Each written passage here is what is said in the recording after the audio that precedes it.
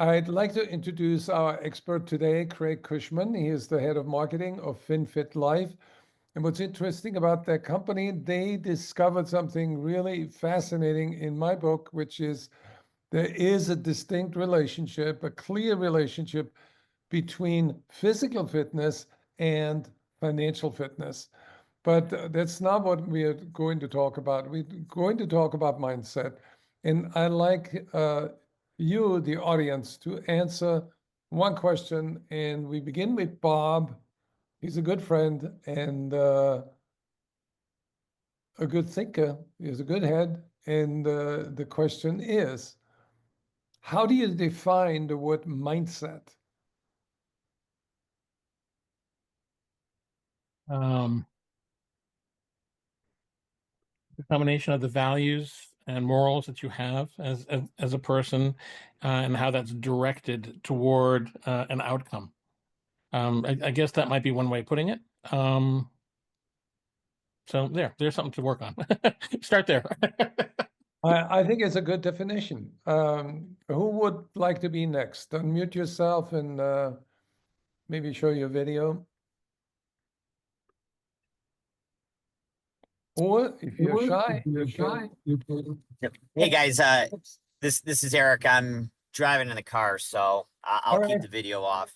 But I think mindset is how you view things, your perception of the world, your approach to problems, your approach to opportunities. You know, is it an obstacle, you know, at every problem, or is it an opportunity to grow and you know, find something creative in a situation that normally would stop you. Thank you, Eric. It makes sense. Tony Scola, where are you located? Can you unmute yourself so we can hear you? Hello everybody. Good afternoon. I'm in Brazil, in São Paulo. Welcome. Thank you. A pleasure to be here. It is a very small city with only 20 million people, right?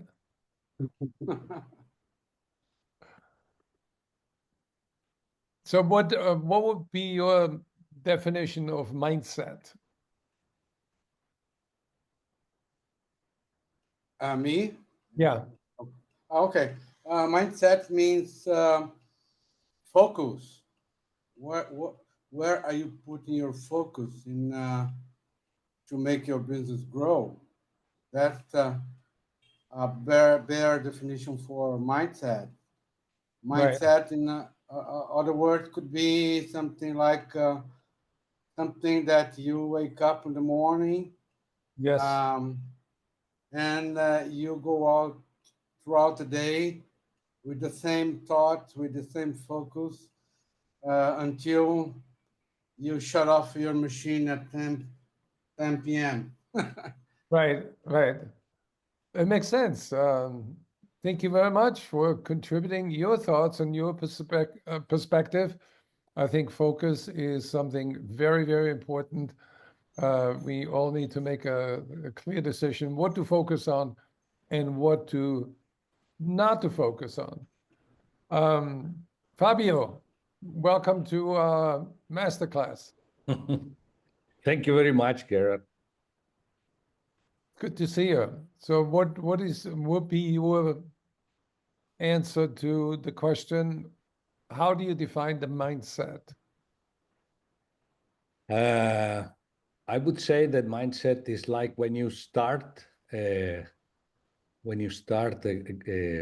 race, depending the car that you have, the preparation that you have, then can happen whatever, you know, during the race. But when you start, you have the best motor you can, the best training that you had, and this is mindset. I mean, when you go out to sell, you can go out because you want to go to help others, or you want to sell something, or you want to or you want to make something different, you know. So when you start, you have your mindset as the base of what you are going to do. Well, I like that analogy. You make it more mechanical, that the mind is like a fine-tuned engine that can pursue goals that are really big or dream big, and set all the action in motion so that you can achieve that goal and be glorious and successful and happy. But I need to know, does Fabio has a very Italian name, so I'm assuming it's either Lamborghini, Ferrari, or something else. So what is it, Fabio? What's the motor? Now forget Italian, European. We are out. We are out. Perfect.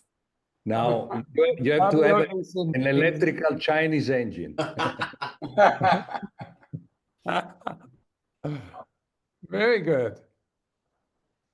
I just read an article a half an hour ago in the New York Times about Porsche losing 28% of market share in China because they built faster cars, electric cars that drive like sports cars and at half the price. Yeah. Mindset now is from Asia, is not from Europe anymore. Right, right. Can we get one more mindset definition? Who would like to join that outspoken group that wants to be heard and share? Anybody else?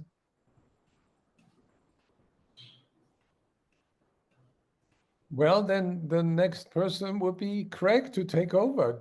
Can you sort of consolidate all those definitions and share yours? Yeah, so first of all, thank you to everyone that's here. Gerhard, thank you for being a consolidator of human thinkers and doers, and having this opportunity for us all to come together. And I appreciate each of you that had something to say. I actually love these definitions. Bob's, the morals that drive the outcome, Eric's view and approach to creatively overcome obstacles, Tony's focus for growth, at least until 10 p.m., specifically when he shuts everything off. I like that. And Fabio's, fine-tuned car prepping up front so that the results are at least in as much control as an outcome as possible. So I love that. For me, mindset is an interesting thing because mindset is the present moment of choices. And emotionally, we wake up every day with something different. We are, all human beings are emotional creatures.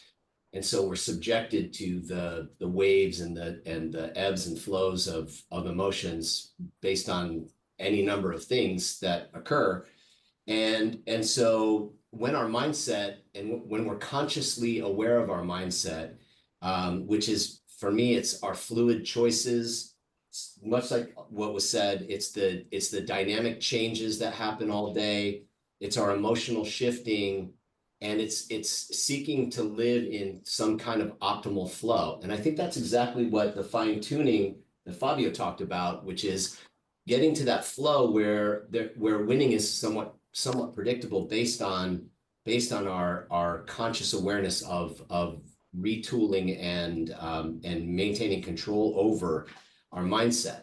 And I think the hero work that we all get to do with each other is to I've heard the definition of hero as help, encourage, responsible optimism. I like that definition. It's kind of cool because it's really about moving people to the best thoughts. I think that is heroic. Yes, there are people that save other people's lives and do brain surgery and all of that. I think those are heroic things, and those are heroes as well. But true heroism for me came clear from actually a 9th grade English teacher, a woman I didn't like. I was actually not doing well in high school. My parents had gotten divorced a couple of years before at a key age. I was 13 or 14. And I had some rebellion going on in my life, and I wasn't doing very well. And this teacher kind of just disrupted me. I was failing the classes, and she invited me to come after school for 3 days a week, and she was willing to part with her time to give me my time. And I was smart enough at least to recognize if I didn't do that, it was going to affect my GPA and probably mess me up for college and everything else. But so I did. I went after school with her, and interestingly, I grew to love her because she was serving me, and I was humble enough to receive her training. And to this day, funny enough, this is an aside, but to this day, I can still quote the first page of the Odyssey of Homer because she made me do that. She made me memorize it and stand in front of the class and perform it. Now, what was significant about that is I had a like almost a failing grade, and I ended up getting an A-, which statistically is impossible, but she gave me a lot of extra credit because I was humble enough to receive what she was giving. So why am I telling you all of this? Because I think what mindset is something that is dynamic, and we need people who are heroic in our lives. And for me, the definition of a hero, it comes clear to me when I think about Mrs. Gromolski from my high school. And I defined it this way. It's one who inspires others to rethink possibilities, break through limitations, and become something they wouldn't on their own. Because all three of those things occurred for me. I was forced to rethink what was possible for me. I was forced to break through limitations, and I became something that I might not have on my own. And so to me, Mrs. Gromolski remains a hero. And I think that that's the hero work that we get to do. And that's how important for me mindset is. In fact, you can see on my screen, mindset for me is everything. And I think, you know, I know that all of you are here because you have ideas and goals and things that you want for yourselves. There's something bigger for you. There's something bigger for me, and I'm never too old to make changes, to set new goals. And I know there's something bigger inside of me. There always is, and there always will be until the day that I'm no longer here. And there's a lot of noise, a lot of doubts, a lot of challenges, a lot of things that show up that limit us, that we have to take control over that little voice that lives in our mindset. And I believe that the three areas that we leverage in life come down to these three things. I think these are the three pillars of every relationship. They're the three pillars of marriage, parenting, friendship, all of it. It's our mindset, our skills, and the tools that we're a part of. So mindset, skill set, tool set. And Gary Vaynerchuk is probably the most famous one to say something about mindset, where he says, you know, you train for mindset. You'll develop skills, but you train for mindset, because this is the area that propels you through, and links to that Nietzsche statement that when you have a powerful enough why, you'll go through any how. And this is the relentlessness, the never say die mindset attitude, that the combination. So for me, it's all about how do we create the movement? How do we create the motion and get through the emotion to get to the pure motion that creates momentum, and get off of being inert, get off of sitting still, or get off of our ego, get off of our fixed mindsets, put those aside and get into our growth mindset. And so we want to create momentum. So many people that I talk to throughout my life, and have for forever, will admit, I need more energy, or I'm feeling stuck. Everybody gets to a point like that. And so we are looking for how do we get unstuck? And this is the conversation of momentum. Now, in science definitions, it's mass times velocity. That's the actual equation of momentum. Mass times velocity, the size of something and the size of that something moving and the speed of it. You can take it to a sales conversation.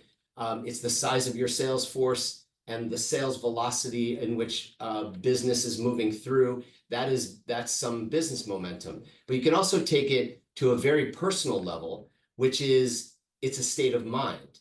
And I believe that when you create a belief system around the fact that you have momentum, I literally have a practice where I will look at myself in the mirror and say, I have momentum. I have massive momentum. Now, what that does for me is it creates an immediate relationship between where I am in the present moment and what I believe is actually happening. And that space exists. And I know well enough that nature does not allow for a vacuum, so it fills it in. And so when I say I have momentum, I actually create it out of nothing. I'm a pure entrepreneur for momentum. I just create it by simply declaring that I have it. And magically somehow it manifests itself. And so I believe that the most powerful momentum isn't mass times velocity, but it's the belief system that you have it, and it becomes a magical state of mind. Now this leads into what I call nothing new here, nothing earth-shattering, but what I call a belief operating system. Some people call it a belief system. Some people call it a results operating system or whatever, but we all have operating systems. Computers have them, organic systems have them.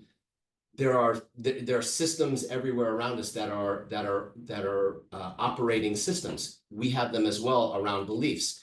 And fundamentally, we are always looking at our results. And if you ask, I've asked this of hundreds of thousands of people around the world, how many of you would like to make more money this year than you made last year? And to a person, like literally every single person says yes.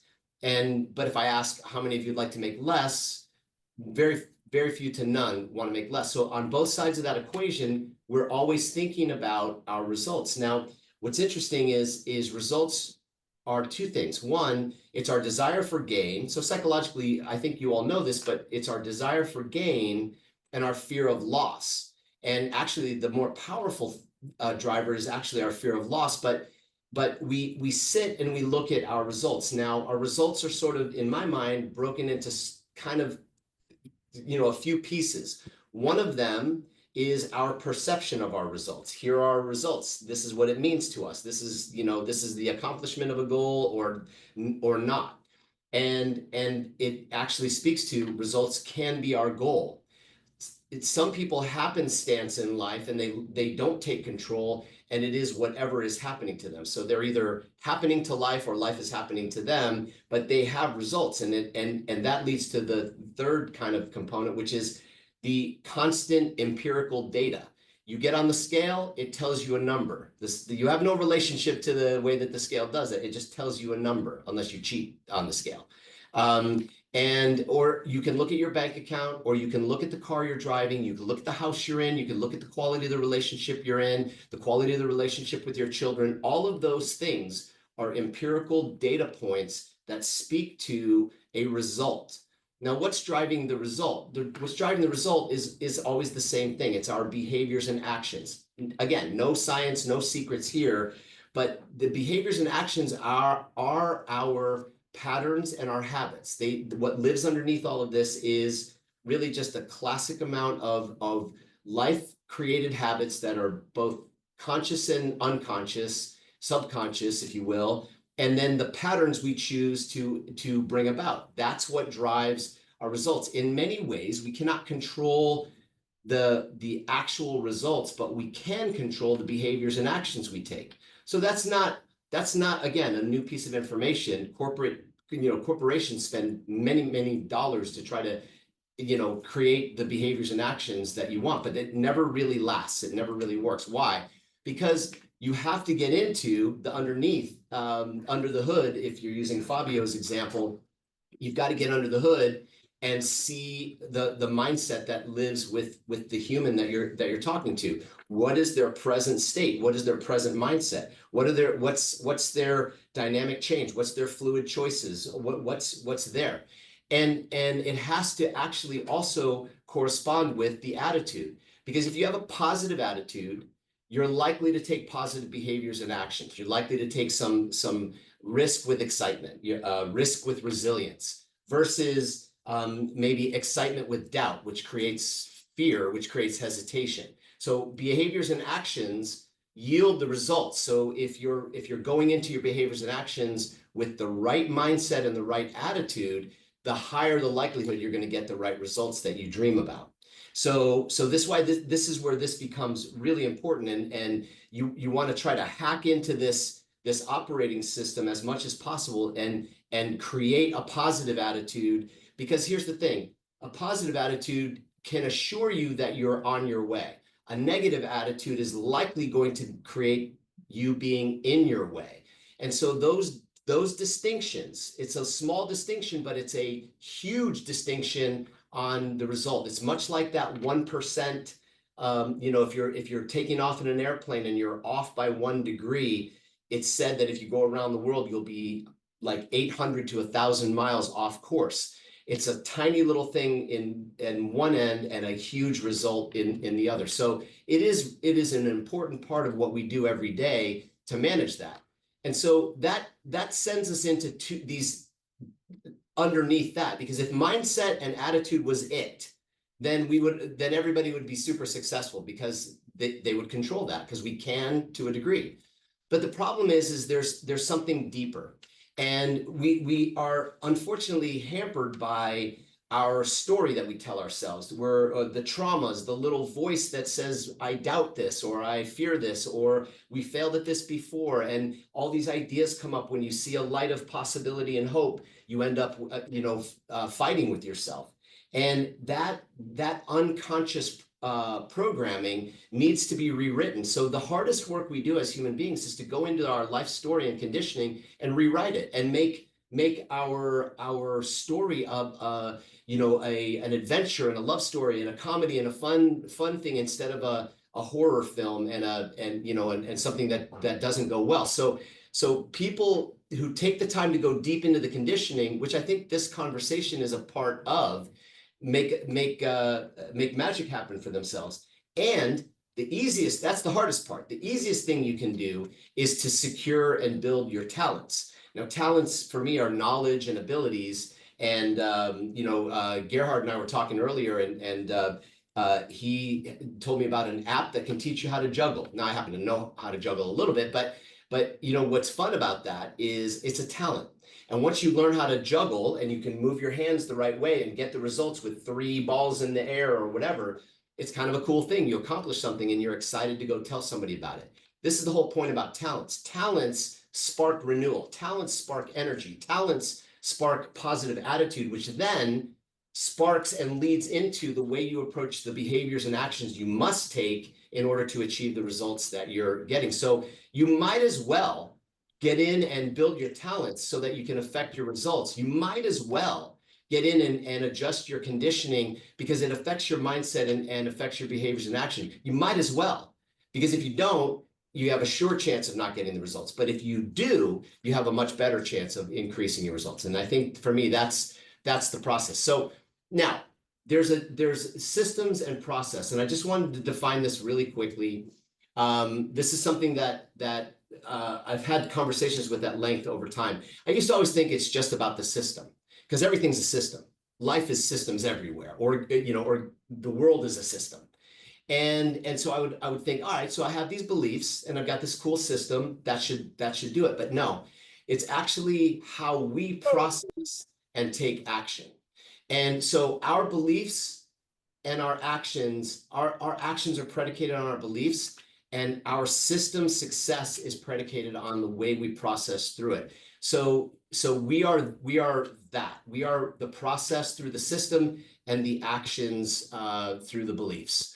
Now, in everything, it's about an evolution to revolution, right? So we're constantly evolving and we're constantly creating a little bit of new revolution in our lives. In Fabio's example, we could talk about RPM, revolutions per minute of the finely tuned engine. Revolution is just the way that you go around the sun or go around an event, or how you create new actions in your life. This is how I see it, right? Information comes to us, or we seek it, or we go get it. And as we bring new information in, that is an evolutionary experience. We evolve our brain with something new, new ideas, new relationships, new possibilities. And as we get that information and evolve, now we have to seek to understand, what does that mean, right? And that becomes a revelation. So we go from evolution to revelation. Now I understand what this means. Well, now I'm sitting with the decision making around the implications. What's the implication on me personally and professionally? Do I accept that?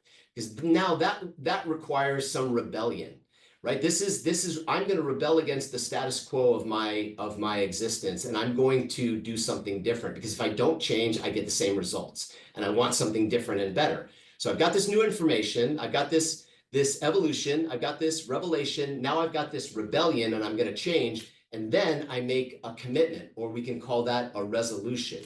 And then that resolution puts me in firm decision mode to take action, which then becomes the revolution to create a new possibility. This is evolution to revolution for me as a human being, in my brain and my soul and in my heart. Now, then I have to step into the skills that connect me to humanity, that put me in as a great leader, or that put me in as a great individual performer, or put me in it as a great father, husband, friend, whatever, contributor. And so I feel like these 6 things are fundamental keys to total success. Our ability to take complex things and simplify them as best we can for ourselves and for the people around us with energy. Spirited simplicity is a really powerful decision to be as a human being. And then work to create communication with the people around us through adaptive communication. Not everybody hears the same words. Sometimes we have to say things a few different ways from a few different angles based on people's, personality types. There's 4 primary personality types. I speak in one form of language, but somebody who's in IT speaks in another one. So if I speak from energy and community, that doesn't register with a knowledge gatherer. So I have to adapt my communication and respect the human that I'm talking to with love and appreciation, and I will actually get far more results as a result of being like that. Which then I need to underpin that with resilient optimism. Nobody likes a dud. Nobody likes a negative person. Nobody wants a black cloud to roll on into their world. Storms come. I get it. Negative people come. I understand that.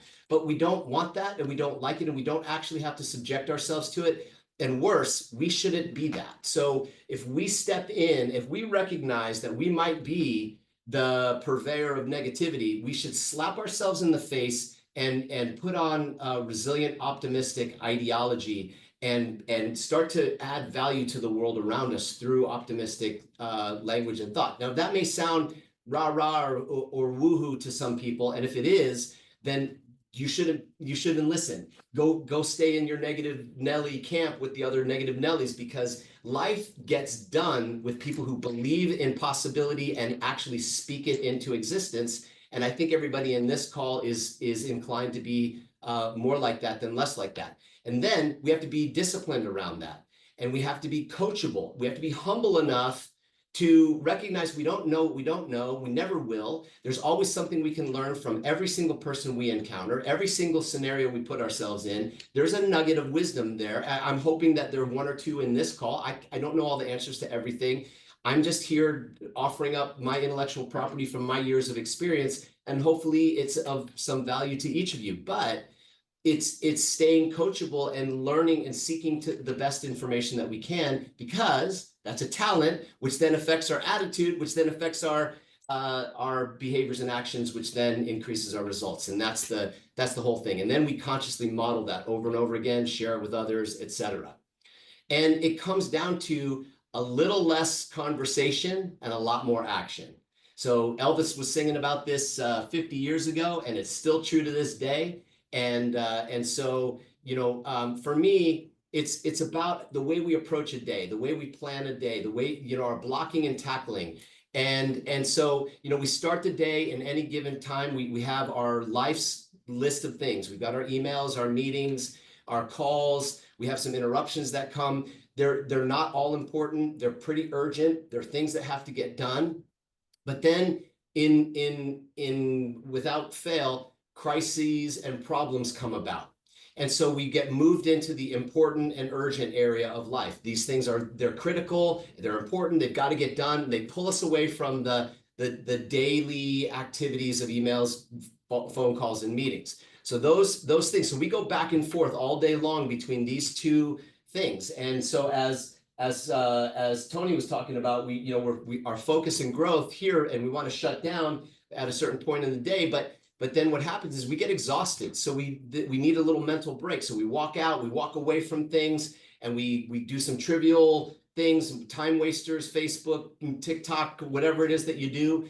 And what ends up happening, more problems burn and more meetings come. And so we're in this, what they call, at Franklin Covey, we used to call this the devil's triangle, because this is where it is. But really, life happens. Life's greatest moments come in the second quadrant, which is where we do planning and we live our values and we get clarification and inspiration and we dream, we create. This is the place. It's not urgent, but it's really, really important. And so this is a place for blocking and tackling that we go. And in those places, that's where what I say are the rich epiphanies. This is where where like the universe downloads into our brain, and we become someone who steps into optimal flow. This is the mindset of maximum results. And it's the best moments occur when a person's mind is stretched to its limits in an effort to accomplish something different and worthwhile. This is the definition of flow from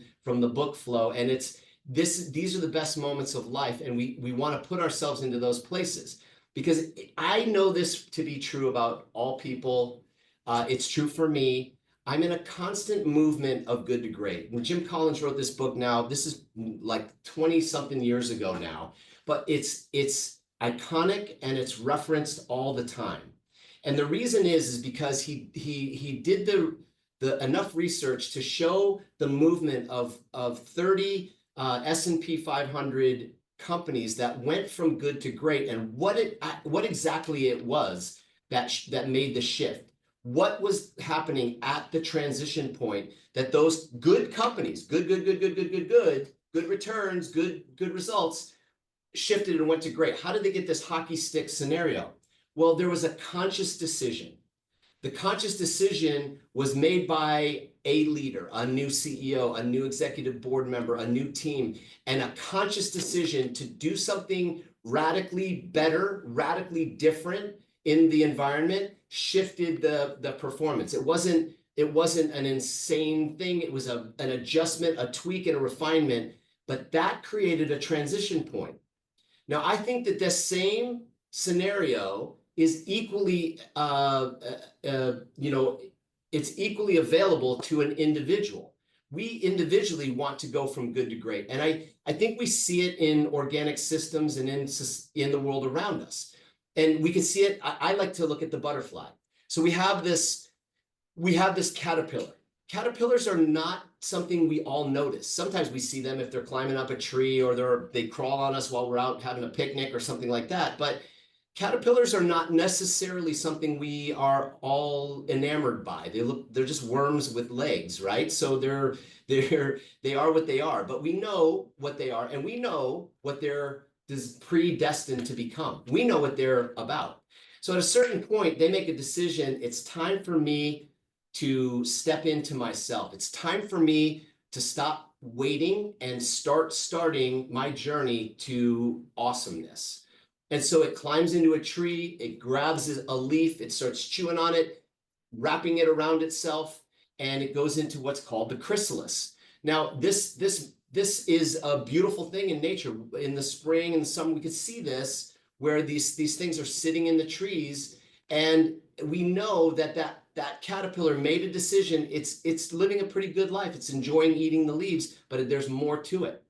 And so it climbs into the tree and it disintegrates itself. It literally chemically releases the things necessary for it to actually literally turn into goo. So it goes from good to goo.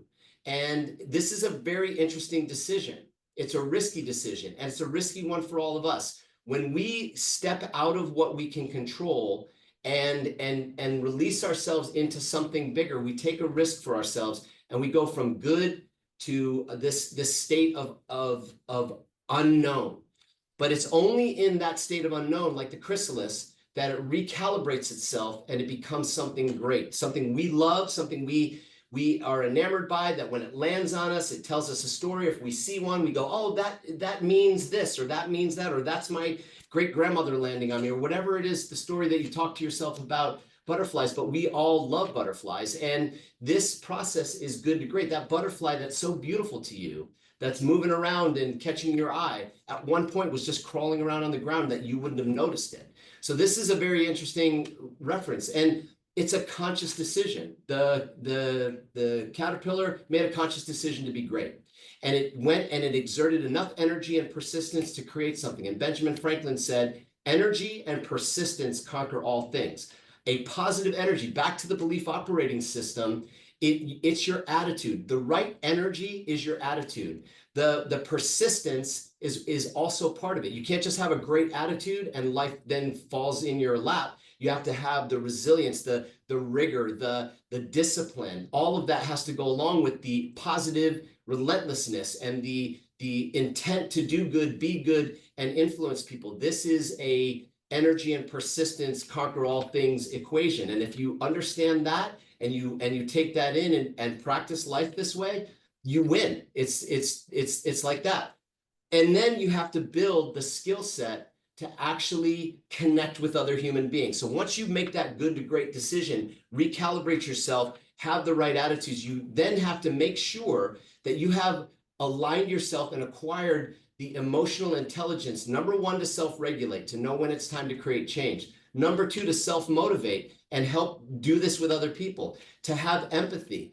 You know, this is where life changes. I'm going to tell you right here, in emotional intelligence, the world is full of narcissists and self-entitled people, and there is no emotional intelligence without empathy. And there is no emotional intelligence without self-awareness. It's just not possible. And so unfortunately, that's the way it is, because all of this feeds into intentional social skills that connect. And this is what emotional intelligence is all about. This is what Daniel Goleman has made his career doing.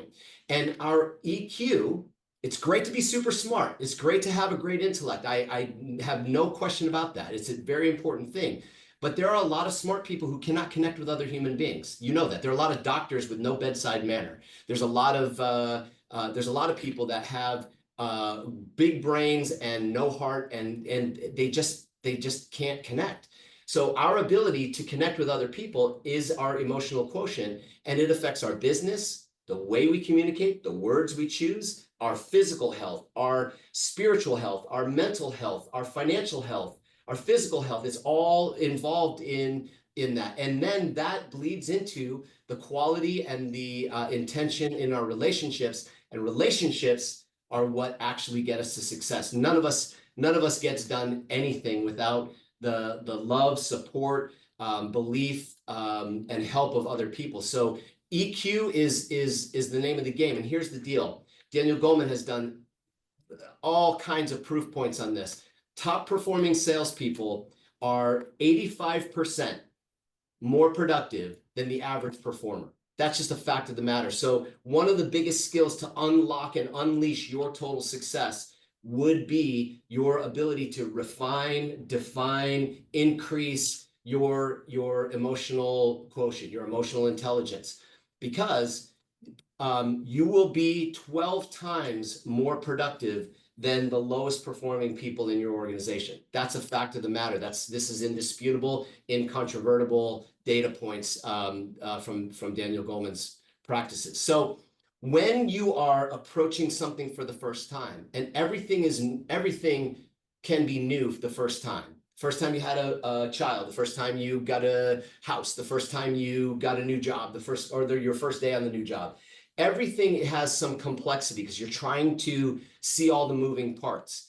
And as you're making that ascent up the new thing, you need instructions, you need the content of what you're doing, and you need to be sure that you're clear on the context, the why you're doing it, and you need the coaching, how to get there. And the grind up the mountain is very difficult, no question. But when you get there, when you get to the top of this mountain, this is where you celebrate all wins. And this is a psychological imperative. If you want to win and continue to win, you've got to get to the top of the mountain and celebrate it. And then as you're coming down the mountain, you just need the support, and you will ultimately duplicate this process. Now you're going to have headwinds. That's the indication of the colored arrows in there. You have headwinds coming at you. So your ability to speed this up is when you can turn these headwinds into tailwinds, and you'll increase the results and increase the speed.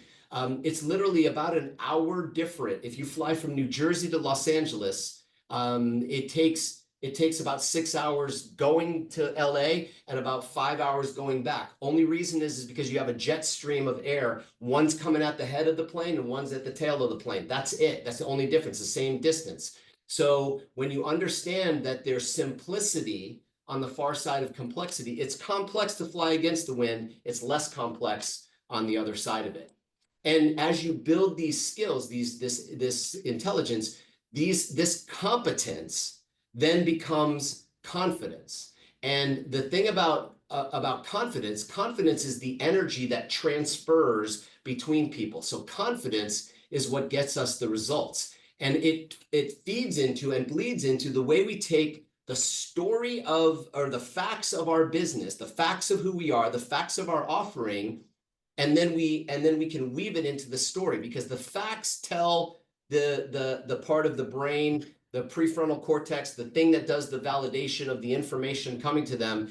These sound like facts. The story hits the emotional side, the emotional intelligence side. The stories do the real selling, and people don't remember the facts. They remember how they felt about you telling them the facts. And so having the outline of a good story is actually crucial. So I created this 8-point short story many years ago. I've trained it to many companies. And the whole idea is it's to give you an overview of what a good story, what a respectful way to communicate with somebody. It's kind of an elevator pitch stretched out a little bit. Just, who you are. Hey, I'm this, I was a stockbroker, and then I found this new opportunity, or I wasn't looking for an opportunity, or whatever the case is, and how I found X company was, and what impressed me the most about it. And now what it's doing for me is, whatever that is. But you want to know what the best part is? The best part is I get to do this with my family, or I created this business for my family, or whatever. Does that sound like something that would be of interest to you, or whatever? And then great. Okay, the next step is, this is story selling and story and sales movement through a process. And the reason I'm sharing this is because it is a technique that can guide thought, it's a talent that can create confidence in your attitude, which is a positive one, which would then yield better results and actions, which lead into the results. So that's what I was meaning by that. So it's practical, it's tactical, it's a technique. You take the technique, you practice the technique, you add your personality, your profile, your personal authenticity. Now what you just learned from the outside becomes congruent with you, and that confidence is emitted to the people that you're talking to. And that is where your skill set now becomes an important part of your mindset, and it affects your indomitable will that you cannot fail. So this is an important part. And it keeps emotions in check, because we know this for sure. When emotions go up, intelligence goes down. Feelings go up, logic goes down. And you only have to remember the last time you had an argument with your spouse or whatever.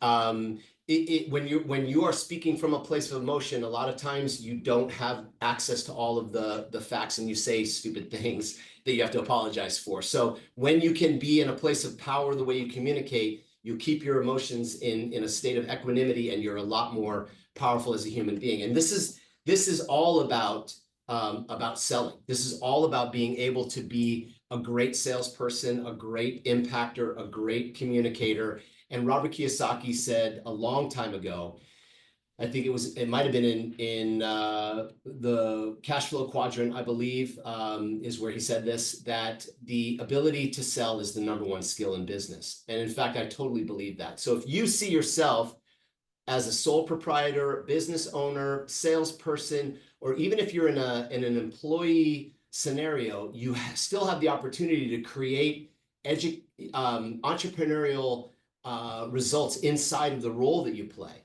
And everything is sales. So the way you dress, the way you talk, the way you look people in the eye, the way you shake their hand, even when people tell me, which they do all the time, I'm not a salesperson, I will often challenge them and say, you are literally trying to sell me the idea that you're not selling. And the reality is everything sells, everyone sells, and it's the #1 skill in business. And so that's #1. And then you need to actually bring people on to help you build your business, your team, whether they're customers or whether they're business partners. So you have to be able to sell what you're doing, the dream, to your team. And the team has to know how to sell. So you have to teach selling how to your team. So that leverages the third piece, which is teaching. So everything is an educational opportunity and experience. This is what we do as business owners. We sell, we build teams, and we teach our teams how to sell. We teach our teams how to build teams. We teach our teams how to teach. This is the skill set of a business owner, leader, driver. And underneath us, we have systems, many systems. I've referenced Stephen Covey here a couple of times because I'm a huge fan and I worked with him. And so we have 7 habits. That's one system. But then we also, in our business, have back office systems and HR systems and payment systems and IT systems and logistical systems. All of those are systems. We have accountability systems, et cetera, which leads to that one underneath, which is accountability. Our driver toward numbers, whether they're quarterly numbers, monthly numbers, whatever the case is, we are looking for how do we drive revenue? How do we increase the number of people in our team? How do we move ourselves up in our career path? And how do we keep the customers that we have and keep them happy and keep them coming back? We're accountable to many levers, many numbers in our business. So we have to know our numbers. Numbers actually don't lie. People do, but numbers typically don't lie.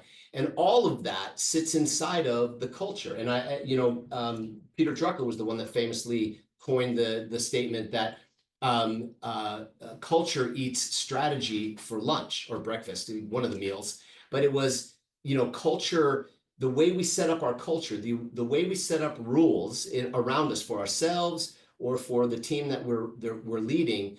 The better we are at creating and enforcing rules, the bigger and the stronger our team is. And so the why we do the business we do is the context. The who and what we do it with and how we do it is some of the content of the business. Both are in tension with one another, and that tension keeps the culture strong.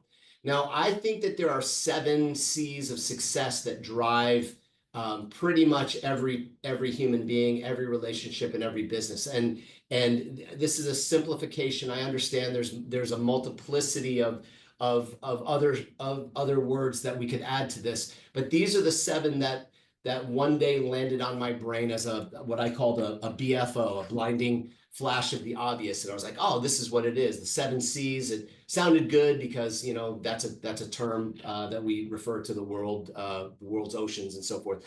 But the 7 C's, so it's the content. When we're stepping into a new opportunity, a new business, a new leadership scenario, we need to know the content of the world around us. We've got to get good at that. That's where we start. That's where we start to begin to build some confidence. But then we also have to align it with the context. What are the core values of this company? What are the core values of the people around me? What are my own personal core values? Is there an alignment? Is my why and their why are they copacetic, or are they conjoined, because if they are, that's where success can actually fly. So we need to know the content, the context, and then we need to build up our skill. We have to skill up in our ability to speak to the content that's here, to speak to our why, the company core values, et cetera, and build that confidence. As we emerge through that, as we build competence and skills, it automatically builds confidence. And this is what I said in the belief operating system before. When you get a talent, it immediately shows itself as confidence.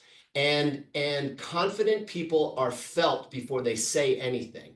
And so once we have that confidence inherent within us, then we begin to master the skills of persuasive communication, effective communication, choosing language skills, choosing sentences, choosing when to pause, right? There's power in the pause. Just we notice it. I've been talking nonstop from the beginning, but just that moment where I paused, you actually made note of that, because it's a communication skill. And then as we build our communication skills, now our commitment to what we're doing, why we're doing it, becomes clearer and clearer. And it's no longer a wish, but it's actually commitment. And there's a very big difference and distinction in a committed person. And then we pay the bills long-term with consistency. The short-term income gets created here. The long-term income comes through consistency. There's very powerful things to know about in consistency. And as our competency grows, then our ability to impact how much we sell actually grows as well. So I've become acquainted with the fact that there's really 4 things that impact the volume of products and services we sell. One is the number of opportunities that we have available to us. So if we want to increase our lifestyle, we have to increase the number of prospects, no question. Now, we also have to work on the average deal size that we're working on. So we need to create larger deals and increase the size of the deals that we work. And then the better we get, the more we win. So instead of 1 out of 10, we go to 1 out of 5 to 1 out of 3, whatever the case is. And if we get really good at what we're doing, we're constantly increasing the number of opportunities, the size of the deal, and the amount that we win. And then that is then divided by the length of the sales cycle. Sales cycles can vary depending on the business you're in, but here's the equation. If you can increase the top line by 10%, 10% more sales opportunities, 10% more prospects, 10% larger value of each contract that you're working on. And if you can increase your win rate by 10%, if you can do all 3 of those by a small margin of 10% increase in the next month or the next year, and you can decrease the length of the sales cycle by 10%. If it's 90 days, make it 80 days. If it's 30 days, make it 3 weeks. If you can do that and do these top line, you have a massive increase in velocity. I said in the beginning, momentum is mass times velocity. Velocity is a big part of this conversation, and you will have a 47% increase in total velocity by making small 10% incremental increases in the 3 and decrease by the 1. Now, again, I said that money, long-term money, is paid in consistency. And I believe that many people understand the law of compounding interest. It was Albert Einstein that called it the eighth wonder of the world. And it's a very simple equation when it comes to interest. It's the amount of interest you're receiving on your investment. Take $10,000. And if you got 10% interest on that $10,000, then you divide that 10% interest into the number 72, which then becomes a 7.2 coefficient, if you will. And so if you take that and say that what that number, what that 7.2 number means is that that's the number of years it will take for your 10,000 to double based on the 10% interest it's receiving on a compounding basis for the next 7.2 years. And then it turns into 20,000. And that continues on that journey. Well, this is the power of consistency. It's the power of compounding, and it's the power of leveraging residual income. Well, the same holds true with people. You can compound knowledge, you can compound people in your team, and all of it. But this is the power of consistency. I've asked this question. Many of you have seen this. This has been around for a long, long time. So if you've seen this before and you're bored with it, I apologize, but it's always good to just, look at it. If I were to ask any one of you, would you rather have a penny that doubled every day for 30 days, or would you rather have $1 million on day one? Take your pick. I get a variety of answers. The funniest answer is always, I would like both. And the answer, that's a great answer. But if you had to pick one, you pick one. And so many of you have decided that already. You're sitting here going, if you've never seen this before, you're like, yeah, I don't know. And so you might say, I want $1 million, because that's pretty awesome. You get $1 million today, you got some choices you can make. And so, but as we go forward, here's what's interesting. You take the penny and you double it every day for 30 days. So for 12 days, your penny on day one has turned into $20.48. So the guy that chose $1 million is way ahead. He's already got a new car. He's already on, is in the Maldives and whatever. And you are sitting here with 20 bucks and you're like, that didn't do anything for me, but it keeps going. And so for the next few days, it turns into $1,310.72. So this is 18 days. That guy's got $1 million. He's probably down to 750,000 at this point, playing around, and you're only at 13,000. You're not excited in these first 18 days of what's happening.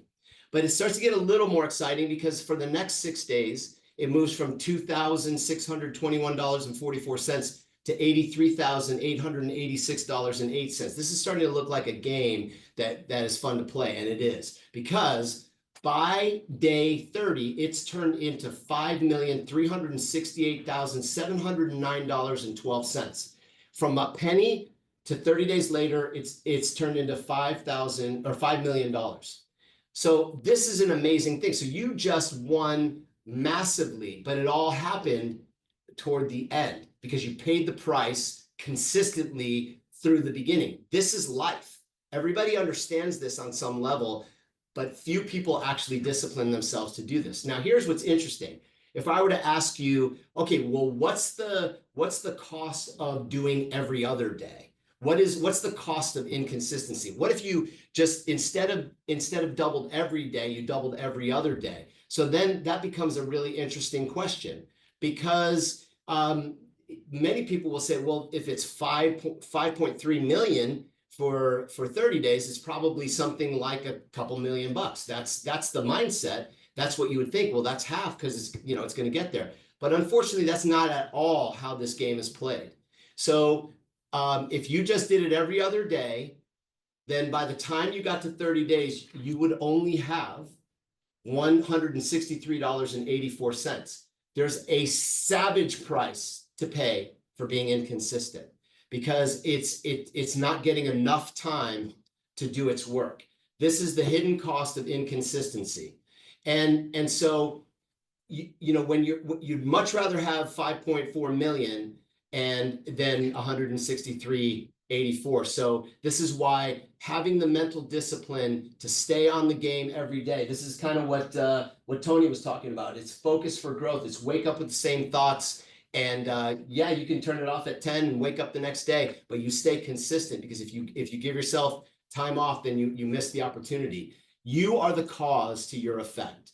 Cause and effect is a universal principle. There's no arguing that exists. What we do affects what we have and get. Those are the results. The results at the belief operating system that I talked about at the beginning are your goals, your empirical data, etc.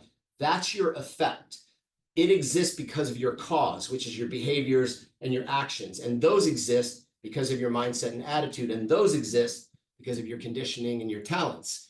And so I would encourage you on a couple of fronts. Number one, love yourself. This is a really important thing. The older I get, the more I understand how important this process is.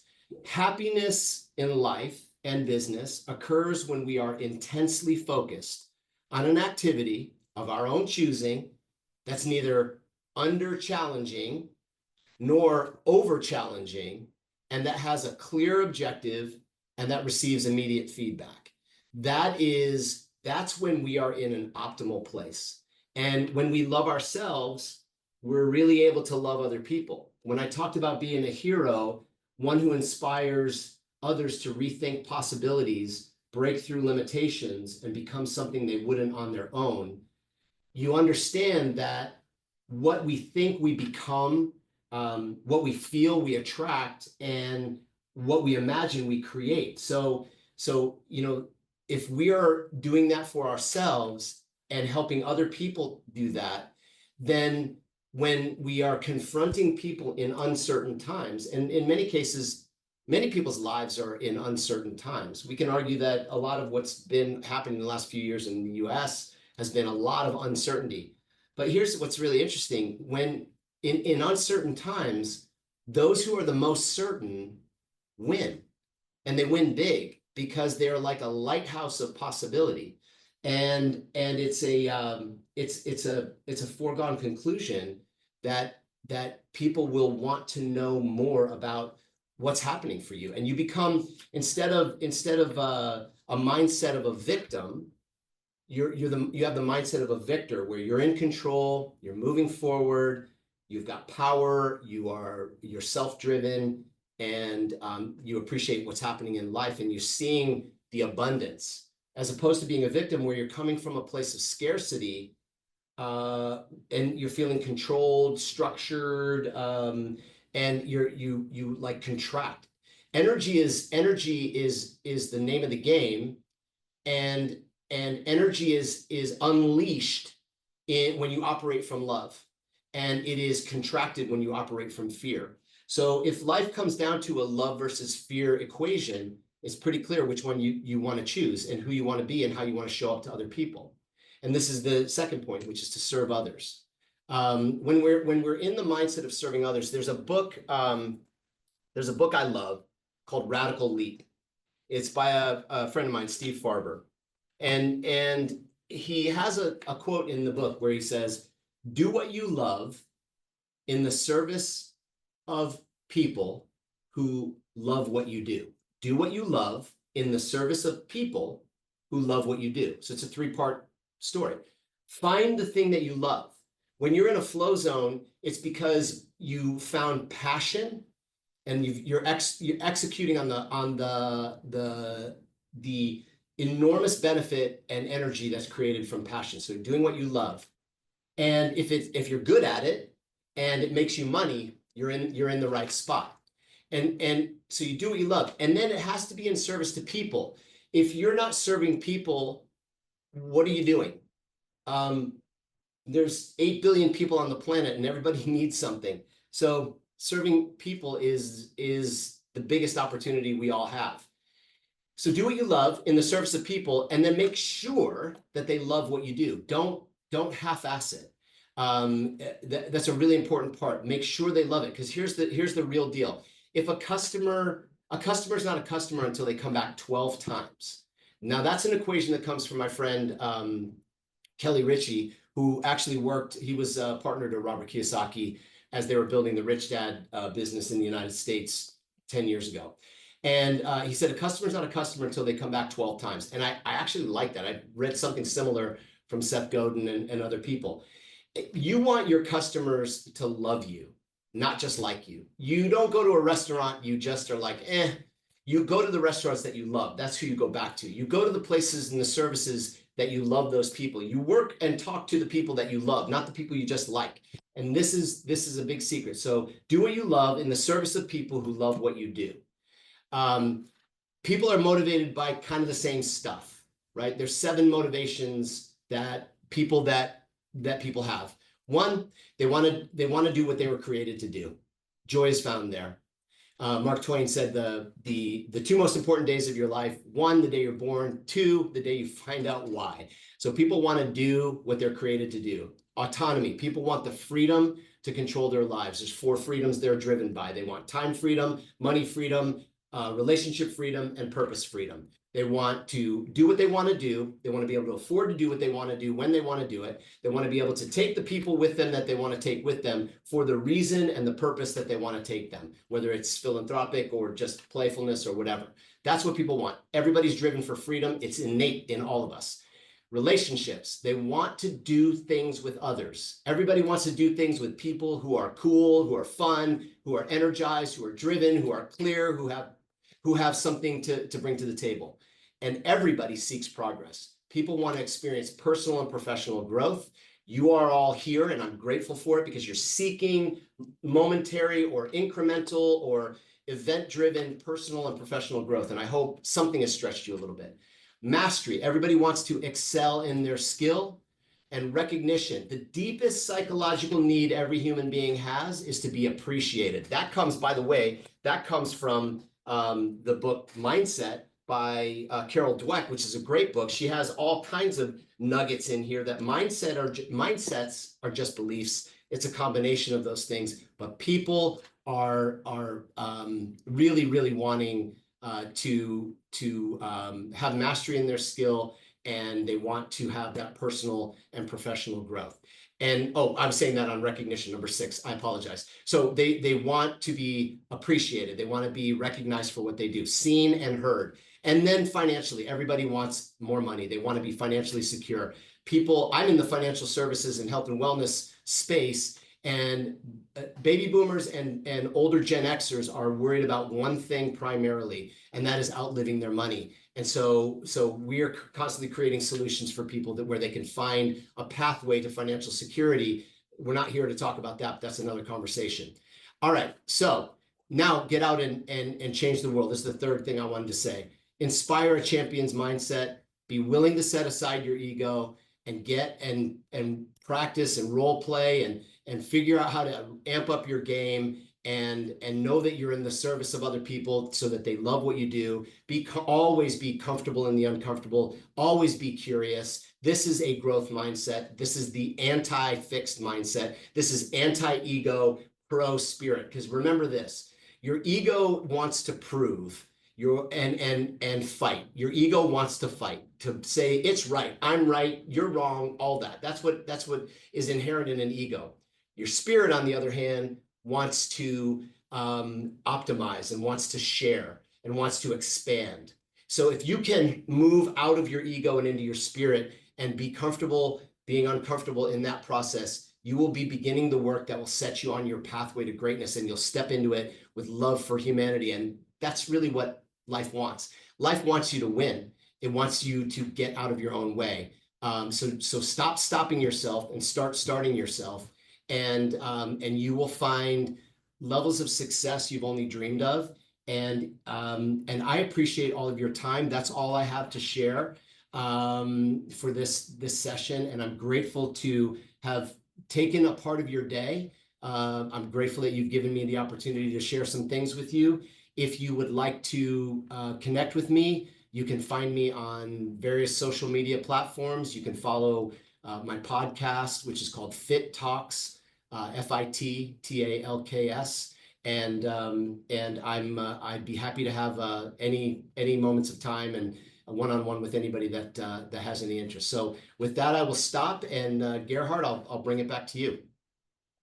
Thank you so much. I took a lot of notes and learned a lot from you. I think that there are a couple of things that I'd like to add, but before I do that, I'd love to hear from, I see Greg Frederick, you joined us, and he is a very accomplished individual, very competitive. Can you unmute yourself, Greg? Here we go. Thank you. Hey, Greg. Hi, Greg. How are you? Good. Very, very good presentation. I appreciate it. I jumped in a little, but I didn't catch it all. But So when it comes to racing, you were a championship racer. What is the mindset, in your opinion? How does the mindset sort of compute, assess a situation that's competitive, that's doubtful, that's risky, and how does the mindset create that energy that you need to win? So in my experience, particularly working with high level athletes, and for salespeople for that matter, because there's a lot of similarities and crossover between high performing salespeople and high performing athletes. It really comes down to this, to the point of, you know, whether it's the risk of going 30 or 40 miles per hour on a bike over a 60-foot jump, or signing that $10 million sales deal. It's the not making it bigger than it really is, and understanding, you know, the minds, the faster, the bigger the stakes are, the getting the mind to slow down to, and I think Craig, you touched on flow state, right? But it's like getting into that flow state where everything seems to slow down, the bigger the consequences. So it's really getting into that mindset and training people to be in that mindset when the stakes are high. But also going back to, and again, I apologize, Craig, because I was jumping in and out of your conversation. I kept getting distracted with calls, but you know, it's the small steps. It's for us, and how we build mindset. We always go down the path of the building self-awareness first, and then self-awareness allows you to get into that growth mindset and spot opportunities where other people don't spot, or what other people don't spot. So it's about taking advantage of opportunities, seeing opportunities, capitalizing on those opportunities. And as those opportunities come, those stakes get higher and higher, right? And then you're able to embrace the higher stakes more commonly than the people that aren't trained on peak performance or in peak performance mindset training. I love that. I love that, Greg. Actually, you know, I didn't spend a lot of time on self-awareness, but I think one of the highest compliments I ever received was from a guy that's a high-level consultant to CEOs around the world. And he made some comment about my self-awareness. He was actually maybe a little hyperbolic. He said I might be the best or most self-aware guy he's ever met.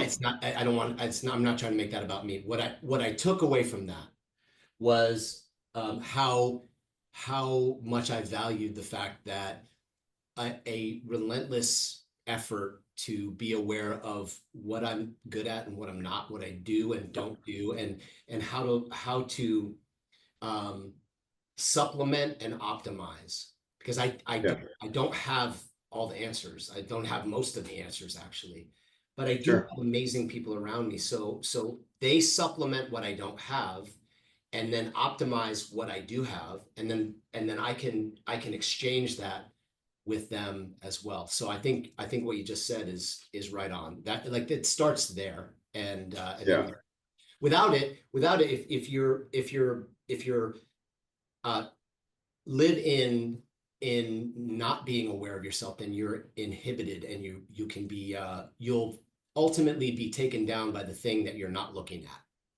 Yeah. The way I like to put it, Craig, is if each of us are stars with 5 points, you know, our stars should be very pointed, but our orbit around us is what should be well-rounded, right? It's the orbit. It's the people we put in that fill in the gaps of our stars that make us well-rounded. Love it. Love it. Better to pull an organic thing together like orbiting, because that's what we do with each other. So that's awesome. Love it. I want to toss the ball over back to Bob Britton. You made some comments during the presentation, and I want to hear a little bit more about your comment where you touched on proactivity versus reactivity. Oh, yeah. I guess it's one of the oldest decisions that we make, right? Are you going to be a a victim or not, right? So you don't want to be a victim. And we don't make a choice of actually being very proactive and controlling what you can control. When you start to cede the control over what's in your life over to something else or somebody else, that's when your mindset starts to deteriorate. So it's important to take stock of what it is that you actually have within your control. And the very first thing we do every single morning, and I tell people when they're working for me, is this: it's that you have a choice to make every morning. Are you going to be in a good mood, or are you going to be in a bad mood? It's as simple as that. The first choice that you make every morning when you open your eyes is that. And if I'm a very positive person, so I'm always thinking about what can I do that's going to be good and happy and positive. And so there are other people, and I think we all know them, that they're not happy unless you're not happy. So, those are the kinds of people you want to avoid. Well, I want to hitchhike on that idea because of something that Craig said earlier is the ability to love yourself, which made me think that the relationship that we have with ourselves is really the blueprint for creating a relationship with other people. And we are not aware of the blueprint unless we look at other people and see the reflection of love in their eyes when you love them. Yeah, the other thing to keep in mind too is that you cannot please all the people all the time. It's not going to happen.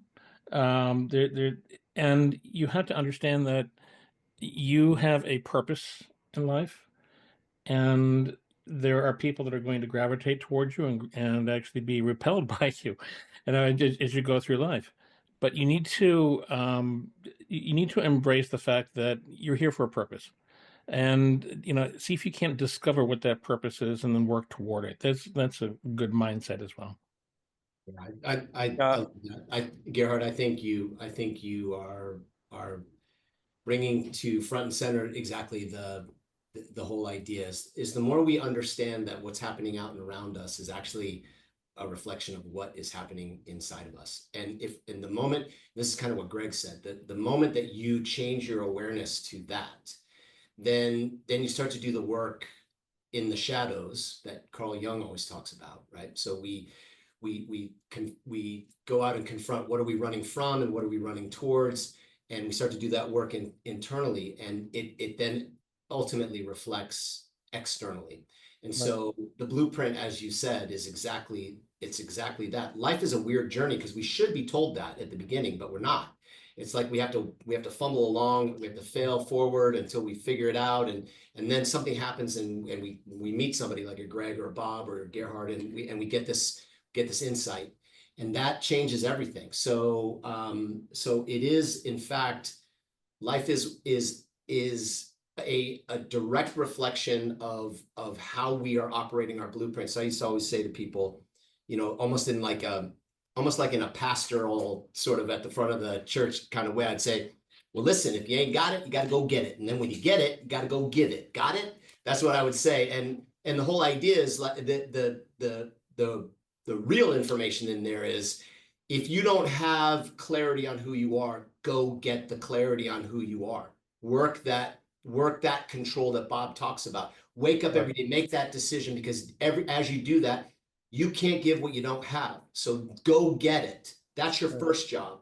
Second job is go give it over and over again, and it gets better and better. So that's the deal. I think another way to look at this is to watch what you say to yourself. And there are two things that we are telling ourselves. One is we make statements and we create stories. So when something happens, we create a story, we tell the story, and then we think that's an accurate reflection of reality, but it isn't. It's just one version of reality. There are many different stories we can tell. And it's the same with statements. So if I have an experience and I'm driving and somebody is cutting in front of me and I had to slam the brake to avoid an accident, I can say, what an idiot. Or I can say, that's inconvenient. And when I say that, what an idiot, I'm really expressing anger at somebody who was not aware, made a stupid move, and we all make stupid moves. But by labeling it that's inconvenient, it takes the toxin out of the air, and you are not angry, and your blood pressure doesn't go up. So we need to watch what we say, the statements we make about different situations. When you don't close the sale, that is a stupid customer. He didn't realize that he's making a mistake. I can totally explain, make a different statement and say, maybe there's a learning opportunity. Maybe there's something I can do better next time. So, and what I'm leading up to is that we live in a very, very challenging, negative world with negative messages. We experience about 60,000 thoughts a day, according to NIH research. And 80% of those thoughts are negative. And there's a study that says that in order to flourish in this world, you need a ratio between 3 to 1, 3 positive to 1 negative thought. So we need to flood ourselves with positivity. And as Bob said, you make that decision in the morning when you wake up. You can say, that's a bad day, or I had a bad night. But if you know that there are negative thoughts around, become aware of them and change them to the positive, opportunistic equivalent, because life is nothing but opportunities that are disguised as hard work. And we all can win by shifting our mindset. Yeah. No, I love that. That's right in line with just the battle that goes on in our head all the time between our ego and our spirit. That's like, well, you just nailed it. That's it. It's the ego just looks outside and everything is happening to you and that person's an idiot, but your spirit, it doesn't think like that. It doesn't operate like that. It's just looking for opportunities to find good everywhere it goes. So the more you operate from the spirit that you are here to impact the world and make a difference, and less the ego that has to prove that you're good enough and that you're, that other people are bad and whatever, the happier you are in life, the more self-aware, as Greg talked about, that you become, and the more valuable you are to other human beings. And the more you contribute in life's not about what we accumulate, for sure. And it is very much what we depends on what we look for. But life is a great life is about what we contribute, not what we accumulate. But interestingly, the more we contribute, the more we accumulate. It's kind of a cool deal. So I think there's also one more thing that's worth mentioning is that we want to be clear about the why. Why is Greg coaching other people to win? Because he realized very early on that he can be bigger than what he thought he was.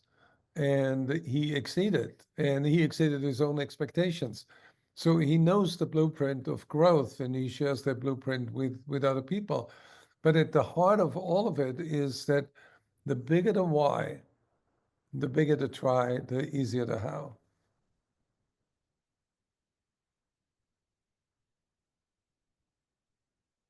Well, that was an amazing session, Craig. You led us to a lot of wisdom. Thank you very much. And I recommend that anybody who has listened to this or is reviewing that, because we're recording it, go to LinkedIn and look up Craig Cushman. Do you have your email address? that's on LinkedIn. Yeah, everything's there. Yeah. It's my connection through my company, FinFit Life. You can find me on YouTube there. You can find me on Instagram. You can find me on Facebook. I'm out there. I'm easy to find. It won't take you long. I think there's one word that I want to sort of associate my mind with, which is optimizing. I think you have that ultimate optimized mindset.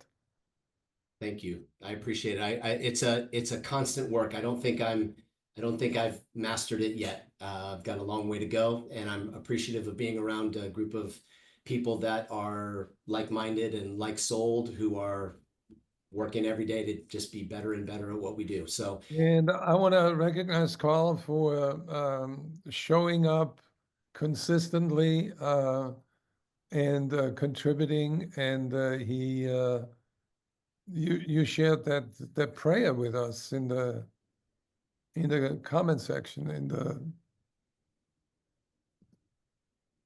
Carl. You. Can you hear me? Thank you. Yeah. Have a great day. So what's your takeaway today? What are you going to be doing differently tonight? Never give up. Always play to win. Absolutely. Thanks, everybody. That was an amazing session. We recorded this and we are going to make it available as an executive summary, which I create, and then a link to the video, and we put it on our YouTube channel. And we also publish it in our masterclass. Thank you, Craig. thank you, Gerhard. Thanks, everyone. Appreciate it. Have a great day. Thanks, everybody. Thank you. Thank you, Frederick. Thank you, Carl. Bye-bye.